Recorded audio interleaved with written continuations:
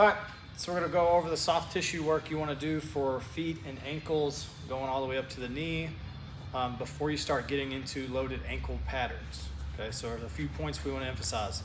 One's gonna be the gap between the big toe and the next over. This is also gonna be a part of your medial arch.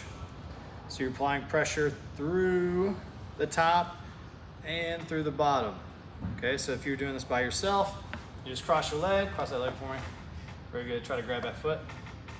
Boom. And all you're gonna do is pinch. If you can wiggle it, do that. It's just helping loosen up that fascia.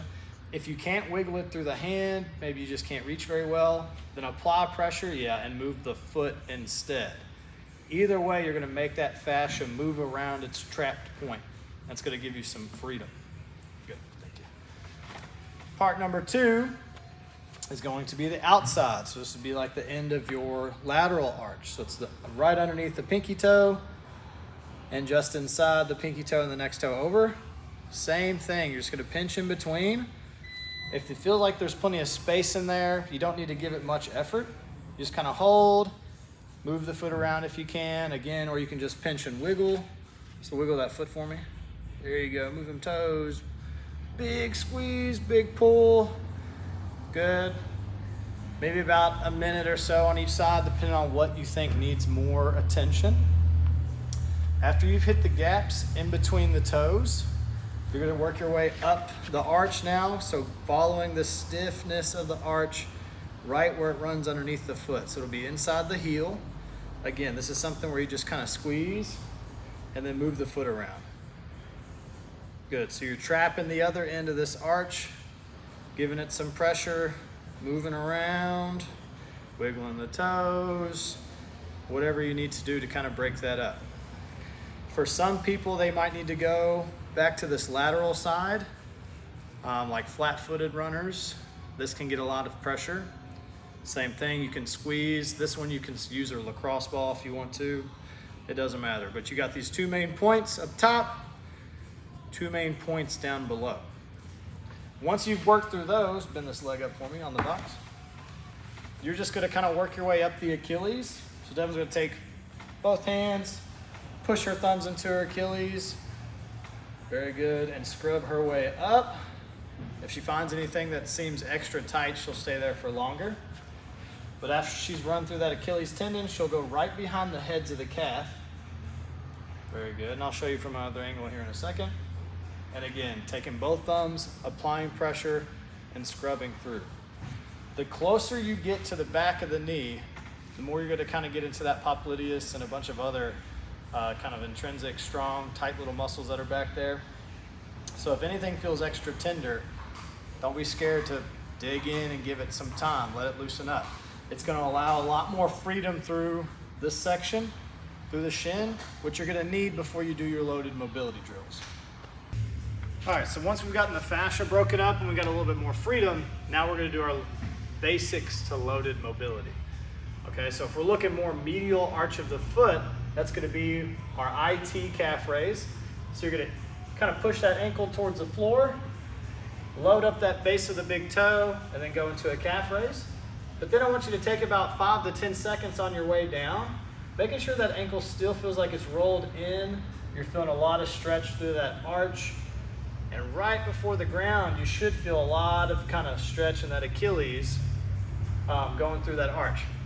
So maybe about 10 reps, going nice and slow on the way down, getting that stretch into the Achilles. You're not trying to flop to the floor, okay?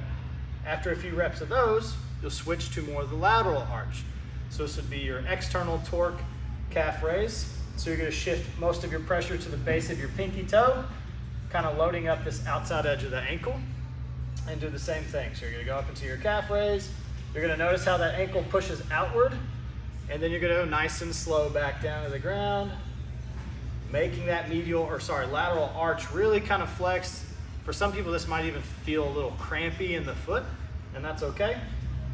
Yeah, good adjustment.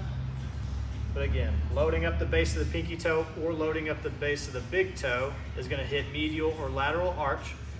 It's gonna affect the Achilles and the ankle joint in a different way. And it's also gonna give you a different stimulus in the calves, opening up side to side freedom.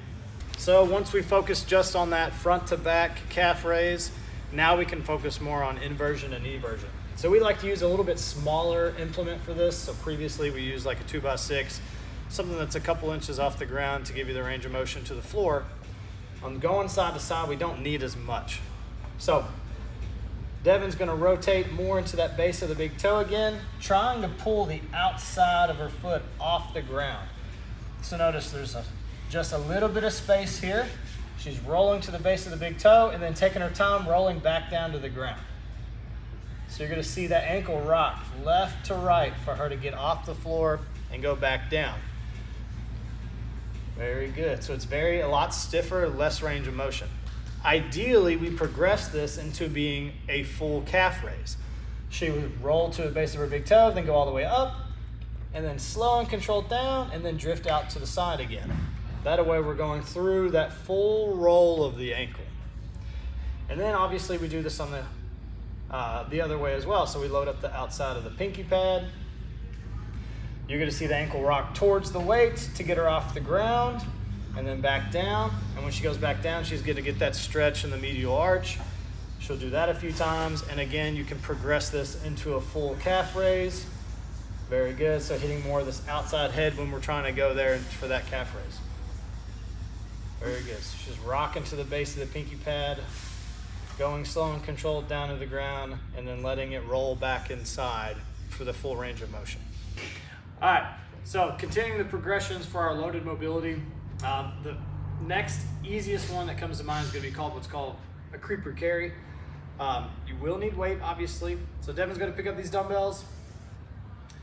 Very good. She is going to bend her knees over her toes, keeping her feet flat until she feels a stretch in the Achilles and kind of the feet get nice and tight.